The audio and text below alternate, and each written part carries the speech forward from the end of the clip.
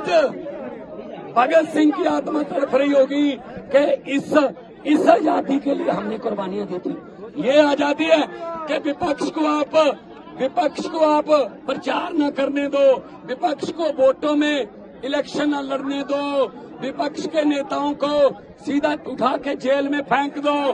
अगर विपक्ष जीत रहा है तो चंडीगढ़ की तरह 8 वोट कैंसिल करा के अपनी मर्जी का मेयर बनाने दो। क्या ये भगत सिंह ने सोचा था? आज के दिन इनकी बुतों के सामने खड़े इनकी आत्मा तड़पती होगी। अरविंद केजरीवाल को तो पकड़ लोगे, लेकिन उनकी सोच को गिरफ्तार कैसे करोगे?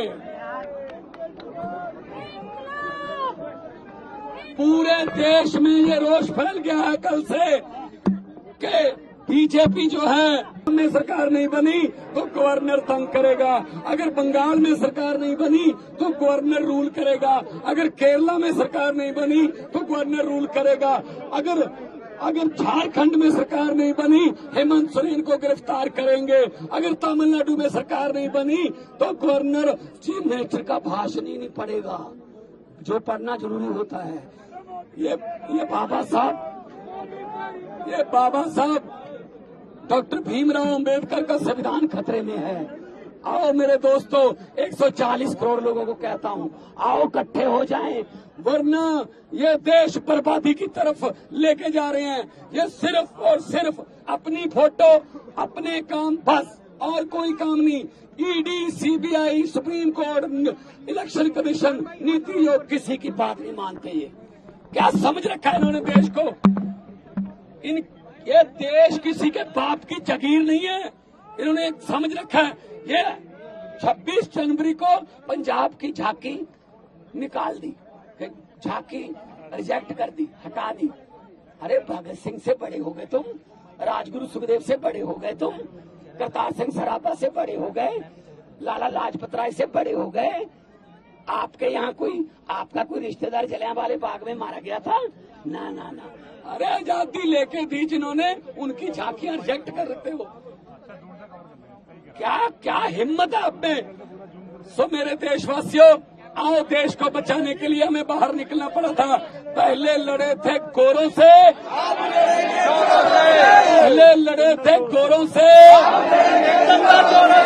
तो ये आ गए आजकल के नए अंग्रेज, ये नए अंग्रेज आ गए। आज आपको सुन के हैरानी होगी, आज पूरी दुनिया के अखबारों में, वाशिंगटन पोस्ट, न्यूयॉर्क, जर्मनी के कई अखबार, उन्होंने फ्रंट पेज पे छापा है कि भारत में डेमोक्रेसी खतरे में है, और ये कह रहे हैं ये बिगेस्ट डेमोक्रेसी है। ये कह रहे हैं हम यूक्रेन और रशिया का युद्ध रुकवा देते हैं। ऐड आती है ना, पापा मोदी ने युद्ध रुकवा दिया। अरे अपने घर वालों को तो अंदर कर रहे हो, वहां का युद्ध रुकवा रहे हो, हद कर रहे हो। हरियाणा के नौजवानों को कह रहे हैं अब यूक्रेन चले जाओ, युद्ध में झोंक रहे हैं। तो ये दादागिरी ये नहीं चलेगी। पार्लियामेंट में मैं यही बोलता था, अरविंद केजरीवाल बाहर आएंगे और बहुत बड़े इनकलाब के साथ बाहर आएंगे, पूरे देश में लहर फैलेगी। अरविंद केजरीवाल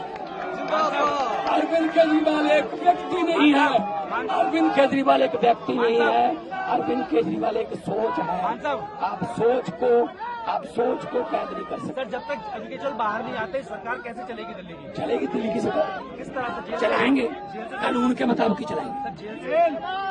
कोई कानून नहीं कहता कि अगर कोई मुख्यमंत्री को ऐसे, अरविंद केजरीवाल, कोई कानून नहीं कहता कि अगर कोई पॉलिटिकल वेंडेंटा के अधीन किसी मुख्यमंत्री को आप जेल में कर दोगे तो वो उसको इस्तीफा देना पड़ेगा। नो, वो तो अभी लेके गए हैं, वो दोषी साबित थोड़ी हुए हैं। सरकार चलेगी, सरकार कानून से चलेंगे, हमारे मंत्री खड़े हैं, सब चलेंगे। साहब लोकसभा चुनाव हो रहे हैं, सर आप दोनों साथ दिखते थे कैंपेन में, आप दोनों साथ दिखते थे, अब कैसे अकेले करेंगे? प्रचार करेंगे सारे। देखो, अरविंद केजरीवाल एक सोच का नाम है, तो जो भी प्रचार करेगा वो अरविंद केजरीवाल की सोच का ही करेगा। तो मैं साथ दिखता था, इसका मतलब ये नहीं कि मैं अकेला साथ था। करोड़ों लाखों और भी केजरीवाल है देश में। हर उम्मीदवार केजरीवाल होगा। हर उम्मीदवार केजरीवाल होगा, हर वॉलंटियर केजरीवाल होगा। जिम्मेवारी वड्डी होगी ਹੁਣ फिर क्यों रब मेरी औखे कमां तो ड्यूटी ला दिंदा है, पर शायद रब नूं पता कि मैं औखे काम कर लेना करांगे। ਮਾਤਾ ਸੁਨੀਲ ਜਾਖੜ ਅੱਜ ਈਸੀ ਜਾ ਰਹੇ ਨੇ, ਕਹਿੰਦੇ ਕਿ ਪੰਜਾਬ ਦੇ ਵਿੱਚ ਐਕਸਾਈਜ਼ ਪਾਲਿਸੀ ਪੰਜਾਬ ਚ ਲਾਗੂ ਹੋਈ, ਕਹਿੰਦੇ ਉਹਦੀ ਵੀ ਜਾਂਚ ਕਰਾਵਾਂਗੇ। ਸੁਨੀਲ ਜਾਖੜ ਈਸੀ ਜਾ ਰਹੇ ਉਹ ਨੇ। ਜਿਹੜੇ ਪਿੱਛੇ ਜੇ ਕਹਿੰਦੇ ਸੀ ਕਿ ਕੇਜਰੀਵਾਲ ਦੇ ਭਗਵੰਤ ਮਾਨ ਨੇ ਫੋਟੋਆਂ ਲਾ ਲਈਆਂ ਸੀ ਝਾਕੀਆਂ ਤੇ, ਜਿਹੜੇ ਬਾਅਦ ਚ ਮੁੱਕਰਨਾ ਪੈ ਗਿਆ ਸੀ ਉਹਨੂੰ। ਛੱਡੋ ਪਰੇ, ਕਿਹੜੀ ਪਾਰਟੀ ਨੇ ਅੱਜ ਕੱਲ ਜਾਖੜ ਸਾਹਿਬ, ਕਿਹੜੀ ਪਾਰਟੀ ਚ ਅੱਜ ਕੱਲ ਭਾਜਪਾ ਦੇ ਪ੍ਰਧਾਨ ਨੇ। ਅੱਜ ਕੱਲ ਭਾਜਪਾ, ਚਲੋ ਕੋਈ ਉਹਨਾਂ ਨੂੰ ਕਹੋ ਪਹਿਲਾਂ ਪਾਰਟੀ ਦੀ ਸਟੇਬਿਲਿਟੀ ਦੱਸ ਦਿਓ ਕਿ ਕਿੱਥੇ ਹੋ, ਫਿਰ ਬਾਅਦ ਗੱਲ ਮਾਨ ਸਾਹਿਬ ਤਕੜੇ ਹੋ ਕੇ ਲੜਾਈ ਇੱਥੋਂ ਪਾਰਟੀ ਦੇ ਆਫਿਸ ਵੱਲ ਨੂੰ ਜਾਵਾਂਗੇ, पार्टी के ऑफिस वालों जाएंगे। मान साहब तकड़े होकर लड़ाई लड़ूंगे। अब यहाँ से पार्टी के ऑफिस की तरफ मार्च करेंगे। शहीद आजम भगत सिंह राजगुरु सुखदेव को श्रद्धांजलि देके हम उनको याद करेंगे और उनकी सोच को बचाने के लिए, भगत सिंह की सोच ये थी कि मुझे कोई शक नहीं कि आजादी मिलेगी या ना, आजादी तो मिलेगी, लेकिन मुझे डर इस बात का है कि आजादी के बाद देश कौन से हाथों में जाएगा। और आज ये डर पूरा सही साबित हो गया भगत सिंह का। ये लोग आ गए, ये लोग डिक्टेटरशिप करते हैं, किसी के एमएलए खरीद लो, किसी की सरकार तोड़ दो, किसी राज्यसभा में खरीद लो, कहीं लोकसभा में खरीद लो, विधानसभा में खरीद लो। ये खरीदो फरोख्त वाला भाई सब काम देश में बंद होना चाहिए। लोकतंत्र को बचाना है।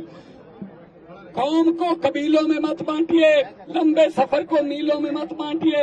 एक बहता दरिया है मेरा भारत देश, इसको नदियों और झीलों में मत बांटिए।